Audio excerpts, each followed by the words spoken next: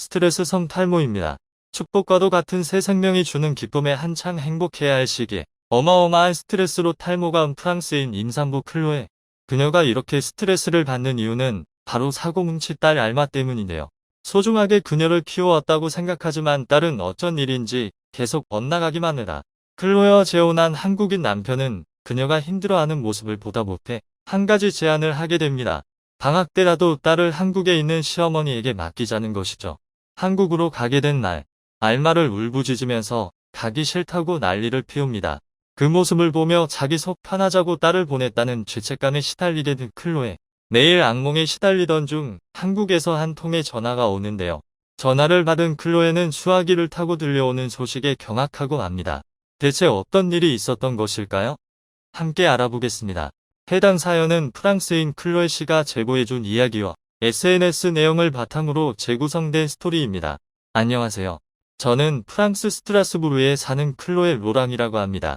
이혼의 실패로 다시는 사랑에 빠지지 않겠다고 결심한 저였지만 한국인 남편과 재혼하게 되는데요. 남편은 본래 프랑스인과 국제 결혼했지만 암에 걸린 아내가 투병 중 세상을 떠나게 되면서 호라비로 아이를 키워온 남자였습니다. 직장 동료였던 남편과 저는 혼자 아이를 키워야 하는 비슷한 공감대가 있었기 때문에 급속도로 친해졌고 자연스럽게 서로 사랑에 빠져 결혼했습니다. 결혼에 골인한 지 1년이 되던 날, 저에게 축복과도 같은 생명이 찾아오며 우리 가족은 더 행복해졌죠. 남편의 아들이었던 준서는 비록 제 아들은 아니었지만 눈에 넣어도 아프지 않을 만큼 소중한 아이였습니다. 준서는 너무나도 얌전하고 의젓한 아이라서 좋아하게 될 수밖에 없는 아이였고 저와의 관계도 원만했죠. 문제는 저희 딸이었습니다. 딸 알마는 어릴 적에는 말을 잘 듣는 아이였지만 어느 순간부터 반항기가 찾아오더니 제멋대로 굴기 시작했는데요. 저에게 정말 상처였던 부분은 오히려 새로운 가족인 준서와 남편에게는 그렇게 공격적이지 않은데 친엄마인 저에게만 공격적이라는 것이었습니다. 딸은 한국어 실력이 1년 만에 일취월장할 만큼 가족들과 많은 대화를 나눴지만 저에게는 항상 시비조였습니다. 그리고 이상하게 저랑 있을 때만 사고를 치곤 했죠. 일부러 물잔을 엎어 버린다던가 쓰레기통을 발로 차며 쓰러뜨리는 행동 등을 했는데 그때마다 저는 대체 왜 이러냐면서 꾸짖었죠. 임산부라서 좋은 것만 보고 편안하게 안정을 취해도 모자라는 시기에 딸과 매일 싸우고 스트레스를 받은 저는 스트레스성 탈모를 진단받았습니다. 의사는 이런 상태가 계속되면 아이에게도 좋지는 않을 거라 이야기했습니다. 의사의 말을 들은 남편은 저와 알마를 잠시 떨어뜨려 놓는 게 좋겠다고 판단했습니다. 알마는 곧 여름방학을 앞둔 상황이었는데요. 남편은 여름방학 때 시어머니에게 알마를 보낼 생각이라고 말했습니다. 저는 깜짝 놀라며 시어머님께 폐를 끼칠 수 없다고 이야기했습니다. 시어머니는 저와 알마에게 무척 잘 대해주셨지만 단순히 잘 대해주는 것과 같이 지내는 것은 다른 문제였죠. 그러나 남편은 이미 어머님께서는 괜찮다고 했다며 자기를 한번 믿어보라고 하더군요. 남편의 끈질긴 설득에 저는 결국 백기를 들고 알겠다고 했습니다. 알마를 한국에 보낸 날, 제 딸은 마치 도살장에 끌려가는 소처럼 싫다고 난리를 쳤습니다. 저는 순간 마음이 약해졌지만 남편은 강하게 안 된다고 말했습니다. 알마에게 항상 유하게 굴던 남편이었는데 이렇게 단호한 모습은 처음이었습니다. 저는 알마를 떠나보내고 며칠 동안 악몽에 시달렸습니다. 알마는 꿈속에 나와 본인 속 편하자고 나를 한국으로 보냈다. 엄마가 나를 버린 거나 다름없다 같은 말들을 하며 저의 가슴에 비수를 꽂았죠. 제가 악몽을 꾸는 이유에는 첫날 통화의 영향도 컸습니다. 시어머님의 말에 의하면 알마는 계속 방 안에만 있다고 말씀하셨습니다. 그 말을 들으니 알마를 보낸 것이 너무 후회스러웠지만 시어머님은 너무 걱정하지 말라고 잘 돌보겠다고 저를 안심시켰습니다. 다시 전화를 건 것은 마지막 통화 후 2주일 뒤였는데요. 남편이 일부러 통화를 하지 못하게 막았기 때문입니다. 남편은 제가 악몽 때문에 뒤척이는 모습을 봤다며 제 몸과 아기를 먼저 생각할 필요 있다고 말했습니다. 무슨 일이 생기면 우리 엄마가 연락해 줄 거야. 그러니까 지금은 당신만 생각하는 게 좋겠어. 그리고 2주일 정도 지났을 때쯤 걱정된 제가 알마에게 전화를 걸려고 했을 때 먼저 시부모님에게 한국에서 전화가 걸려왔습니다. 제가 걱정스러운 마음에 잘 지내고 있냐고 물어보자 시어머님께서는 표현한 목소리로 엄청 잘 지내고 있지라고 말씀하셨습니다. 저는 깜짝 놀랐습니다. 분명 첫날만 해도 방 안에 틀어박혀 나오지 않는다고 했던 알마였거든요. 시어머니는 저에게 휴대폰으로 알마와 함께 찍은 사진들을 같이 보내주셨습니다. 알마가 시어머니와 함께 웃고 있는 사진이었어요. 저는 딸 아이의 모습을 보면서 안심이 되면서도 한편으론 마음이 복잡해졌습니다. 남편과 아들과도 잘 지내고 시어머니하고도 잘 지내면서 평생을 함께 살아온 저하고만 유일하게 못 지내는 이유를 이해할 수 없었죠. 슬픔에 잠긴 저는 자연스럽게 시어머니한테 제 심정을 하소연하기 시작했습니다. 어머니, 대체 뭐가 문제인지 모르겠어요. 우리 가족 모두와 잘 지내면서 왜 저에게만 나를 세우는 걸까요? 너무 속상해요. 저의 말을 묵묵히 듣고 있던 시어머니는 갑자기 의미심장한 말을 하셨습니다. 드디어 새아가 너에게 말해줄 때가 왔구나. 시어머니는 처음에 알마가 왔을 때 방 안에 틀어박혀 아무 말도 하지 않았던 이야기부터 시작했습니다. 한국에 처음 왔을 당시 알마는 고슴도치처럼 방어적이고 날카로웠다고 말했습니다. 밥을 먹으라고 아무리 불러도 계속 안 먹겠다고 고집을 부렸다는데 저하고도 흔하게 있는 일이었죠.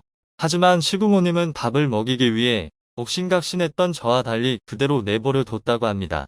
그리고 일부러 불고기처럼 맛있는 냄새를 풍기는 요리를 하면서 혼자 먹는 모습을 보여줬죠. 시어머니는 알마가 방문을 열고 몰래 쳐다보는 시선을 느꼈지만 무시했다고 합니다. 그리고는 일부러 남은 음식을 냉장고에 넣어두셨죠. 배고팠던 알마는 어머님 몰래 냉장고에서 음식을 꺼내 먹다 현장에서 딱 걸려버렸고 민망한 알마가 얼굴이 홍나무처럼 빨개졌다고 합니다. 어머니는 식탁에서 편하게 먹자 라고 웃으면서 말했고 그때 처음으로 제대로 된 대화를 나눴다고 해요. 시어머니가 알마에게 이것저것 질문하자 알마는 단답형이긴 했지만 이전처럼 공격적이진 않았다고 해요.